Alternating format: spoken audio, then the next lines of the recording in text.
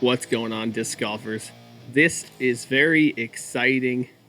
This is NARPAR News episode 7th. It is March 28th, and this is exciting. This is the first big tournament recap I'm going to get to do on the show, so that's really cool. So we're going to get right into it here.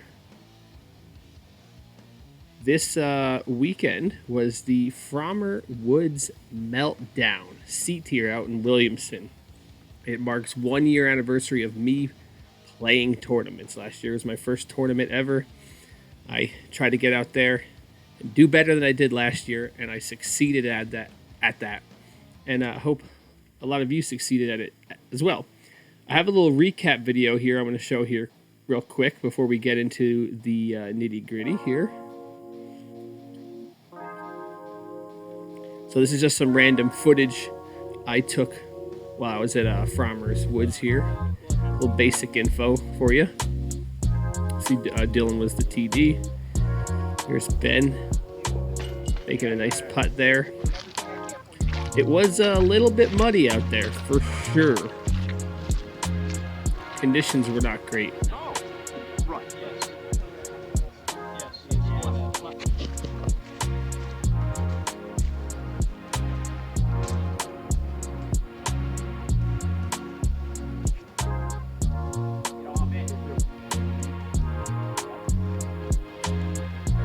We had 100 players in the field. That's a lot of golfers to come out for a March tournament. And of course, thank you to Brad Pfrommer for all the hard work he puts in over there at Pfrommer Woods. And as you're going to see, 3 under was the hot round of the day, and hole I was the hardest hole in every single division.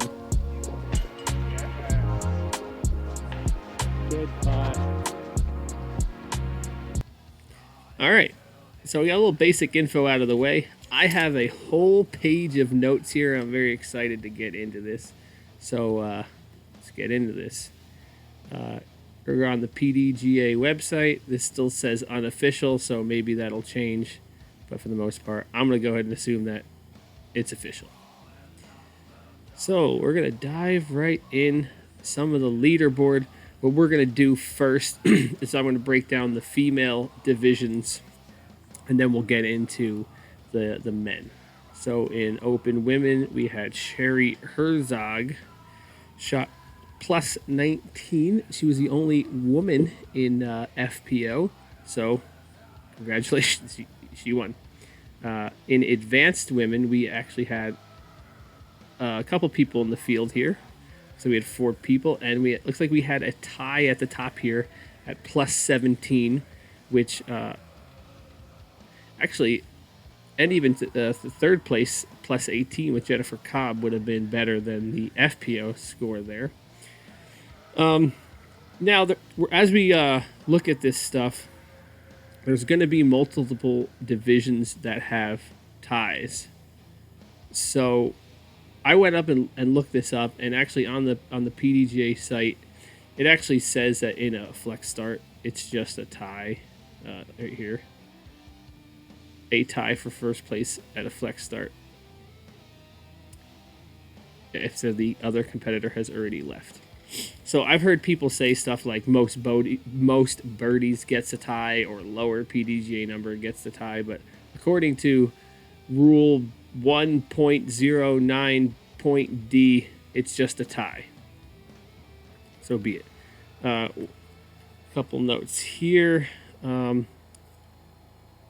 Lori Fiesel here had 2 birdies to where Elise Lieberman only had 1. So if the birdies mattered, I don't know.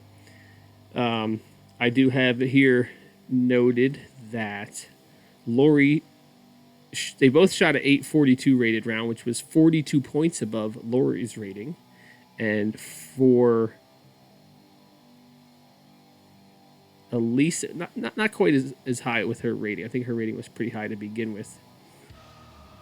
Yeah, she shot 840, so she shot about her rating. One more female division to go, intermediate women. We had 2 women here, and this Heather Schlegel, she shot plus 11. So she's down in intermediate women, and she shot the best round of any woman. If she was an FPO, she would have won. Look, 2 birdies, not bad. She shot an 882 rated round, which was 84 points above her rating of 798. So that's some good golf right there. So either she had some rough rounds to give her rating, or she just was throwing good. So big shout out to Heather Schlegel there. 84 points above your rating. That's a good day. I'm sure that felt really awesome. So congratulations. Good for you. We're going to move over into men now. For the open category, we have Matt Miller taking it down at -3. -3 is a number we're going to hear a lot because that was the winner in a bunch of the divisions. Let's see, we got 9 birdies. It was 976 rated, which is only a couple points above his rating. So he played pretty typical. As far as MPO field went, on some of the stats, going hole by hole, hole 10 played as the easiest hole at minus 0.63 under par, and hole I played as the hardest at plus 1.13 over par, which is hole I is really difficult. It's a really hard par 3, and it was entirely underwater, which made it even more difficult. We only had, we got 8 people. Yeah, 8 people in MPO. So not the biggest selection, but it's noteworthy. There was no birdies on hole 1, 2, I, 6, 8, 14, 16, or 17. It was rough conditions out there, but there's your winner, Matt Miller, -3. Second place was +1, so not really even giving him too much of a hard time. He kind of just made it through there. So we're going to go over to +40 men's pro, where we have Jim Egan taking it down, also shooting 3 under, which was a 976 rated round, which was 13 points above his rating. So not tremendously off his rating, but, good golf. Great score. He bogeyed 1 and F, 2 bogeys on the whole day. That's just awesome. That's great golf. He went from G all the way to the end, just clean with 2 birdies. Really awesome. That's just great golf. You see Gary Egan, maybe they're related, I don't know. He got a birdie on 18 to keep it within 1, and he bogeyed 16. So man, if he saved that bogey, we could have had a tie there as well. But it looks like that's not the case. So shout out to Jim Egan for winning men's pro +40. We're gonna move down now into advanced, which was the category I play in. Now, I was watching all these scores come in all day after I left the tournament. I played pretty early. And so there was some excitement here. So we have William Johnson taking it down again at that same score of 3 under, 976 rated. This gentleman is 904 rated. And he shot 72 points above his rating with 9 birdies. 9 birdies. That man played the hot round of the day. As far as for a 900 rated player come out and do that. And look at these scores here. We have Jonathan Pack, who came in second. He shot 2 under. William shot 3 under. William shot birdie 17-18, which would be 26 and 27. So that means he got the tie on 17, and he got the win on 18. Now, I did go back and look at the scorecards. Peck teed off at 10 a.m. to where William teed off at 2:45. So there was hours and hours in between when they played. Now, there was some differences in the conditions. So I played at 9:45. It rained for a decent portion. It was not much sunlight until maybe my last 9 holes. Later in the day, we did have some sunshine. It was a bit warmer, but I could only imagine the conditions on the course deteriorated throughout the day because we had 100 people trekking through this mud, and it was just a lot of mud, especially on the Alphabet Loop. So there you have it. Nice turkey here for William on A, B, and C. It looks like if it wasn't for I, man, 1, 2, 3, 4, man, he got 5 birdies on the Alphabet Loop. Woo! My man was throwing hot. We're gonna go down here. See, here I am at +2. I was in contention. I went all the way. I made it 13 holes in before I got this double bogey. I was playing real nice and clean. Double bogeyed 11, and then this was really got me. I double bogeyed 15 and 16. I took 4 strokes right there. Ugh. I was right. Honestly, I was right there in contention, probably looking at like second place, and then those 2 double bogeys, they got me. But that's woods golf. You have to expect that. As far as the advanced division goes, I have hole 4 played as the easiest hole at 0.5 under par. And again, hole I played as the most difficult hole at 0.107 over par. There was no birdies on hole I, E, 1, and 14. So the advanced field seemed to get more birdies throughout the course than the open field did, which is interesting. And I have a fun fact for you, pretty exciting. Me right here, this guy, was the only person out of 100 people to birdie hole 2. I got that birdie. I went Halo Destroyer, Anheuser stall shot, throw it over the top of everything, and it just happened to work out just right. Stalled, dived, spiked in the ground, tombstoned it like 6 feet from the pin, tapping birdie onto this guy right here. I did that. That was pretty sick. I also birdied 7 with a grenade, so that's pretty cool too. But enough talking about me. Let's move along to intermediate. Now, intermediate and rec, we got some pretty big fields, 30 plus players in both divisions. This is where you get a lot going on. So, as you can see, a lot of people. But at the top, who do we got here? We have Adam Achter and Joe Torregrossa Jr. splitting the win at even par. That is a great score for we're on rec, right? For intermediate. Yeah, sorry. Great score.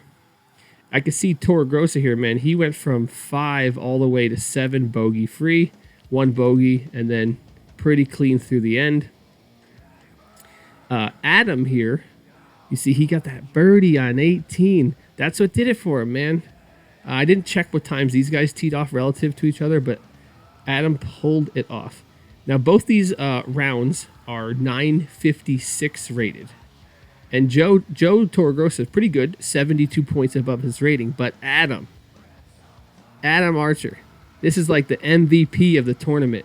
92 points over his rating. He's rated 864. He shot 956. Ha! My man, that's some good golf. Go you. It gets better, though. I happen to be friends with this gentleman on Facebook. And let's see if this page will load up here. Adam's post here. After 12 years of playing, I may have finally taken down a win on official results. Waiting on a few players to come in. Thanks to Brad Pfrommer for hosting and Dylan Rees for putting on the event. And lo and behold, he ended up getting the tie for first place after 12 years of playing. That is just a thing of beauty. That's why we do it, gentlemen, ladies and gentlemen. Just that, man, 92 points above rating, first win in 12 years. That had to felt good. Shout out to Adam. You're a real American hero. As far as stats in the field, where are we at? 13 played as the easiest hole for intermediate at 0.3 under par. And I, of course, hole I played as the hardest hole at at 1.2 over par. So for that hole I just took everyone's lunch. So there we go. We're going to move along onto rec. The rec field again was a very big field. A lot less birdies down there. These are the rec guys. Playing a technical wooded course is tough for the rec guys. It's tough out there. And let's see, where are we at? We had a tie at the top, another division with a tie. We have Brandon Kenny and Mike. I'm bad with names. Mike Kaiserian. Kaiserian? I'm dyslexic and bad with names, so forgive me. Let's see. Both these guys shot +9, which was 895 rated, so that's pretty good for rec, pushing that 900. Kenny did get more birdies. But like I said, that doesn't really matter. I just heard people say that. Pretty even. And just like in the last division, you see Kenny here. He got that birdie on 18. So, again, that last hole came down to the last hole, and he held it. So, it's nice to see that in a lot of these divisions. It's nice to see people getting that birdie at the end to lock it into that position versus someone else getting the bogey. It's just a happier ending in general. So shout out to those guys. I do want to make a mention here. James Avery in third place at +10. Right there in the mix.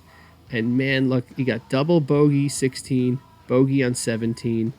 And so he would have been, he had that shot for first place. He was just like me. And then that, for me, it was 15-16. For him, it was 16-17. So I feel your pain, James.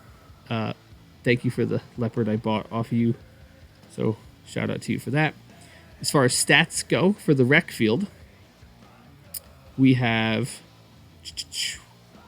hole 6 played as the easiest at 0.1 under par. 0.1, so barely under par, but good job for the rec division. 6 is the first one after the alphabet loop, little forehand. And, of course, I played as the hardest hole, but it pretty much tied with hole 8, which shot 1.13 over par.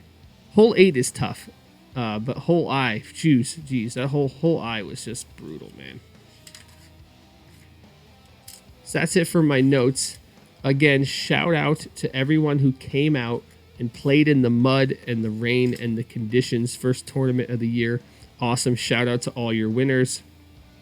Again, your big man taking it down, Matt Miller, 3 under par. But a lot of people shot 3 under par. And this is something you see frequently in disc golf. I always look at the results last season, and you'll see intermediate players shooting better than open players, and then rec players shooting hot rounds. The spray seems to be all over the place. But I think the big difference is that overall, when you look at MPO, the scores stay closer. The people that win in intermediate and rec, it changes all the time because your play is so spotty, You have good rounds and bad rounds. So, I mean, it is what it is. So, that is your 2022 Pfrommer Woods Meltdown results. Shout out to Dylan again for running the event, and Brad Pfrommer for hosting the event. Hope everyone had a good time. If you played in it and you're watching this, drop a comment. Let me know what happened, how your round went. I want to hear about it. For me, it was the grenade on 7 and the birdie on 2. That was nice. So, awesome.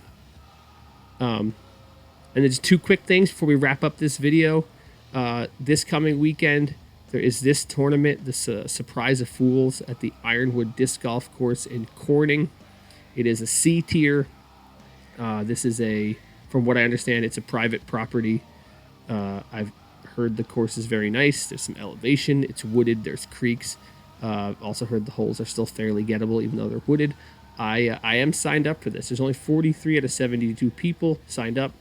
It is over an hour from Rochester, but hey, this coming Sunday, if you're free, come on down. Play a little disc golf. So that's it. That's all I had to say about that. And then a little ways out here, Rock City Open, Sunday, April 10th at Riverton. There is 57 available spots taken out of 72. This is, again, at Riverton. It should be, it's Riverton. It's like the driest course this time of year. I am signed up here. Pretty big advanced category here. 24 people in advance. That'll be a tough stretch for me. We got 12 people in MPO. Yeah. Oh, well, it's just advanced and pro. My bad. Is there another one? There might be another one that's for AMs. I didn't even look. Let's take a look. Let's dive right in here. Let's see. Yep. Sorry, yeah. Rock City Open, amateur and juniors. Well, that one's already full. See, I didn't even know about that because I don't play in that division anymore. So, if you're playing in this, let me know. And again, back to the Pfrommers Woods. Let me know how your round went. What was the highlight of your round? How bad was the mud? Did you ruin your shoes? It was rough out there, I tell you what. But anyway, thank you for watching. I hope you like this in-depth analysis and breakdown of the Pfrommers Woods Meltdown. I plan on doing this for many tournaments this year. If you like it, let me know you liked it. I'll do more of it. Shout out to all you guys. You know what I say. Don't hit first available next time you're out on the course. Godspeed.